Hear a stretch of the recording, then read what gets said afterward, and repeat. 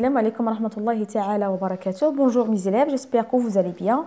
Et merci de me rejoindre pour cette nouvelle vidéo dans laquelle, Inch'Allah, on va faire le deuxième cours ou le deuxième chapitre de mathématiques pour les élèves de première année collège. Alors, كما تلاحظون اليوم سنقوم إن شاء الله بالدرس الثاني من مادة الرياضيات للسنة الأولى إعدادي. إذا notre cours c'est les nombres fractionnaires. Nombres fractionnaires بمعنى الأعداد الكسرية. وسبق أن درستم الأعداد الكسرية في السنة الرابعة حيث قمتم بدراسة مفهوم الأعداد الكسري، وأيضا في السنة الخامسة والسادسة قمتم بترتيب ومقارنة الأعداد الكسرية، وكذلك قمتم أيضا بالعمليات الأرباع على الأعداد الكسرية. إذن تقريبا نفس الدرس ستقومون به في السنة الأولى إعدادي فقط باللغة الفرنسية. Alors on commence على بركة الله. Alors on prend la page 26 صفحة 26 ونبدأ إن شاء الله بالدرس. إذن نبدأ بإكريتور فراكسيونير إيغال بمعنى تساوي الكتابات الكسرية. إكريتور فراكسيونير هي الكتابات الكسرية. Alors on va commencer par écriture fractionnaire égale. أولا نبدأ بمفهوم العدد الكسري. إذن العدد الكسري نأخذ مثلا A و B عددين. إذن A على B بحيث A يسمى البسط numérateur، B يسمى المقام dénominateur، وهذا الخط يسمى بالكسر وهو le trait de fraction. اتفقنا؟ إذا نقوم الآن بالدرس مباشرة. إذا un quotient ne change pas quand on multiplie ou on divise son numérateur et son dénominateur par un même nombre non nul. Alors A et B et K désignent des nombres B et K sont non nuls. Alors نشرح بالعربية. إذا un quotient هو خارج. إذا خارج لأن عدد الكسري ما هو إلا خارج. إذا مثلا A sur B ما هو إلا A divisé par B. اتفقنا؟ إذا خارج هذا العدد الكسري لا يتغير متى؟ إذا quand on multiplie أو on divise بمعنى إذا ضربنا أو قسمنا. انتبهوا لم أقل l'addition ou la soustraction. Non, multiple et ou on divise. Donc نضرب أو نقسم son numérateur et son dénominateur يعني بسطه ومقامه par un même nombre non nul. بنفس العدد غير منعدم. non nul بمعنى غير منعدم. لماذا غير منعدم؟ لأن سنضرب البسط والمقام، والمقام دائما يجب أن يكون différent de 0 غير منعدم. إذا B يجب أن يكون غير منعدم يعني يخالف الصفر. إذا نأخذ مثلا A sur B. Alors si je multiplie A par K, un nombre K non nul, et B par un nombre même nombre K, alors le quotient A sur B ne change pas. خارج A على B لا يتغير. اتفقنا؟ إذا نأخذ هنا des exemples. 2,5 sur 1,3. Si je multiplie le numérateur et le dénominateur par 10, j'obtiens 25 sur 13 et je mets égal. إذا هذا الخارج لا يتغير.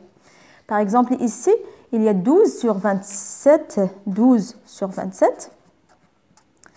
J'ai divise. Alors ici, j'ai multiplié par 10. Dans le deuxième exemple, je divise par 3.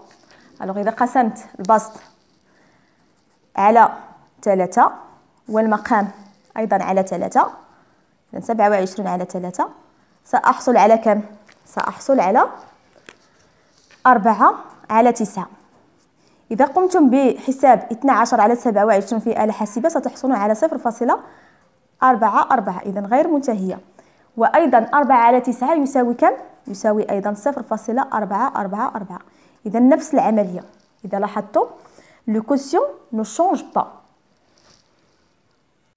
إذا لاحظتم هنا 4 على 9. alors 4 sur 9 est une fraction irréductible. ما معنى irréductible؟ بمعنى مختزلة، لأن 4 و9 ليس لها قاسم مشترك، بالتالي فهي une fraction irréductible. عدد كسري مختزل. Alors on passe maintenant la deuxième partie, comparaison de deux nombres en écriture fractionnaire. بمعنى مقارنة عددين كسريين. إذا لمقارنة عددين كسريين ماذا نفعل؟ alors نطبق القاعدة الأولى. alors la règle 1, pour comparer deux nombres en écriture fractionnaire de même dénominateur, on compare leur numérateur, le plus grand est celui qui a le plus grand numérateur. بمعنى لمقارنة عددين كسريين لهما نفس dénominateur نفس المقام نقارن بسطيهما leur numérateur نقارن بسطيهما. le plus grand الأكبر est celui qui a le plus grand numérateur. إذا أكبر هذه العددين هو الذي له أكبر بسط. مثلا هنا لدينا 352 على 36 نقارنها مع 354 على 36. alors on a même dénominateur 36. alors qu'est-ce qu'on va faire? On va comparer leur numérateur. alors si vous voyez bien 354 est supérieur à 352. donc on va dire quoi? 352 sur 36 est inférieur à, ou bien oui, est inférieur à 354 sur 36. On a un autre exemple, 26 sur 130 pardon, est supérieur à 23 sur 130. Pourquoi? Parce qu'on a même dénominateur الذي هو نفس المقام 130. إذا نقارن البسط 26 أكبر من 23. اتفقنا؟ alors on passe à la règle 2.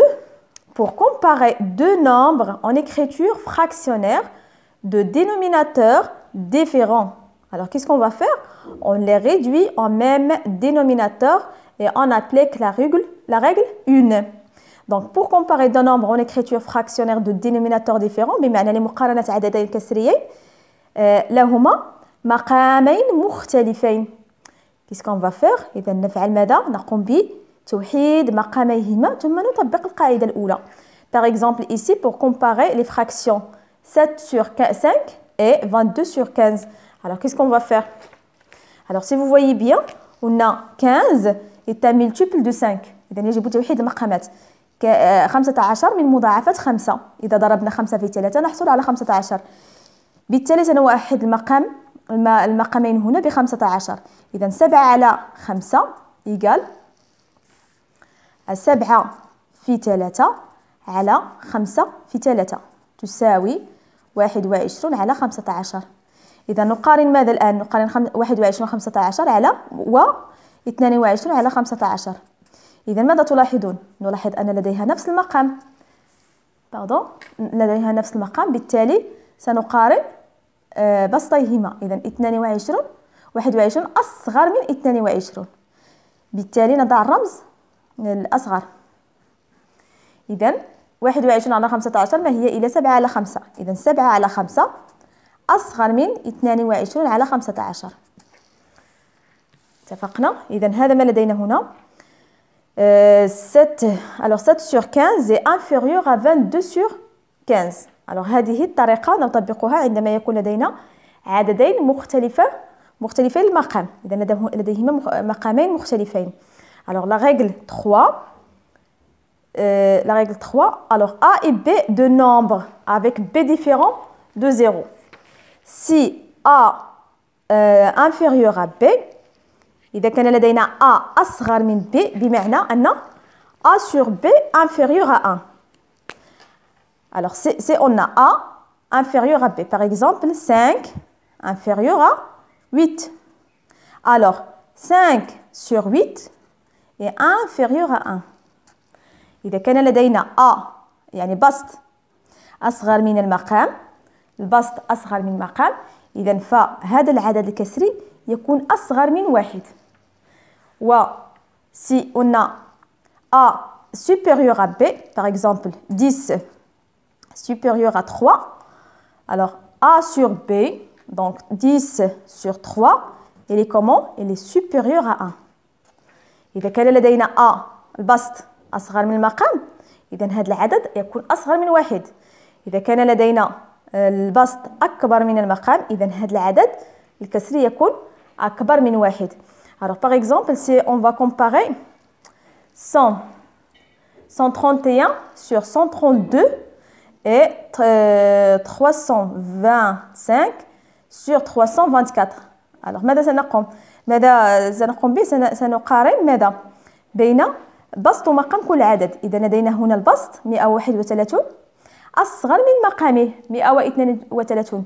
إذا هذا العدد الكسري أصغر من واحد، والعدد الكسري الثاني 325 في البسط أكبر من مقام اللي هو 324. بالتالي هذا العدد أكبر من واحد، بالتالي هذا العدد الأكبر من واحد هو أكبر من العدد الذي هو أصغر من واحد. إذا 325 على 324 أكبر من 131 على 132. ننتقل إلى le troisième point, c'est A égale à B, alors A sur B égale à 1. Par exemple, si on a A égale à 3, B égale à 3, donc A sur B qui est 3 sur 3 égale à 1. إذا عندما يكون لدينا البسط يساوي المقام فهذا العدد يساوي 1. Alors on passe maintenant au troisième partie. Alors addition et soustraction de deux nombres en écriture fractionnaire. بمعنى جمع وطرح عددين كسريين.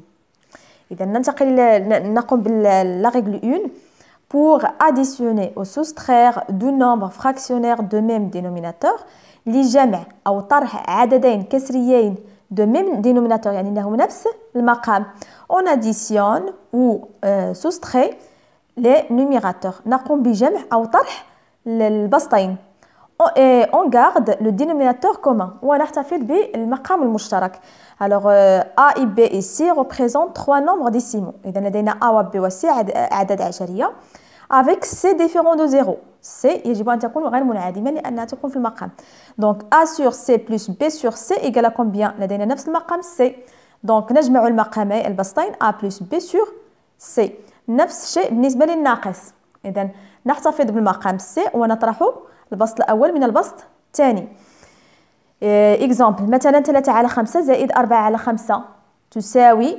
Alors on garde même dénominateur نحتفظ بالمقام 5 ونجمع البسطين 3 زائد 4 تساوي 7. إذا يساوي 7 على 5.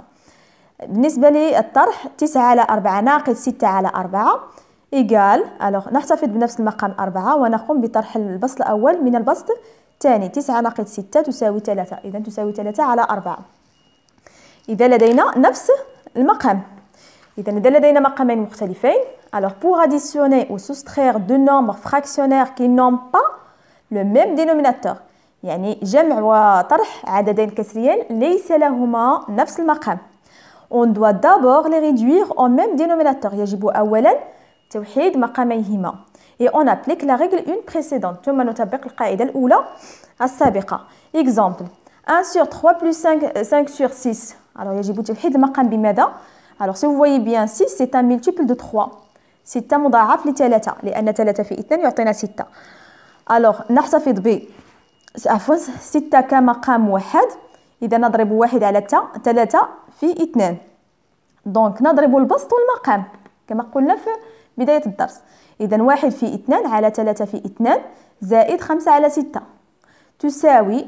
إذا 2 على 6 زائد 5 على 6 ويساوي. نحتفظ بنفس المقام 6 ونجمع البسطين. إذا 2 زائد 5 7. نفس الطريقة إذا لدينا ناقص. إذا 31 على 15 ناقص 3 على 5. إذا 5 في 3 تعطينا 15. إذا نحتفظ ب 15 كمقام واحد. ثم نضرب العدد الكسري 3 على 5 في 3 لأن 5 في 3 يساوي 15. إذا نضرب البسط والمقام في 3 نحصل على 9 على 15. إذا لدينا 31 على 15 ناقص 9 على 15. نحتفظ بالمقام 15 ثم نقوم بفرق 31 و 9 الذي يساوي 22 على 15. alors on passe à la quatrième partie. multiplication des fractions يعني ضرب الأعداد الكسرية. إذا لدينا alors ضرب عددين كسريين ماذا سنفعل؟ pour multiplier deux nombres fractionnaires on multiplie des numérateurs et les dénominateurs entre eux. إذا أو جداء عددين كسريين يساوي جداء البسطين على جداء المقامين. إذا A sur B et C sur D pardon deux fractions.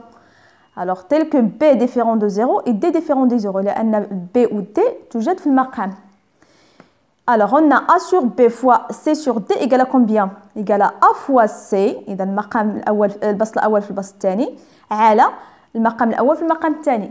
B fois D qui égale à AC sur BD. Exemple, 3 sur 4 fois 5 sur 7 égale à 3 fois 5 sur 4 fois 7 qui égale à 15 sur 28. إذا لا يوجد أسهل من جداء عددين كسريين، فقط نقوم بضرب البسطين وأيضا ضرب المقامين.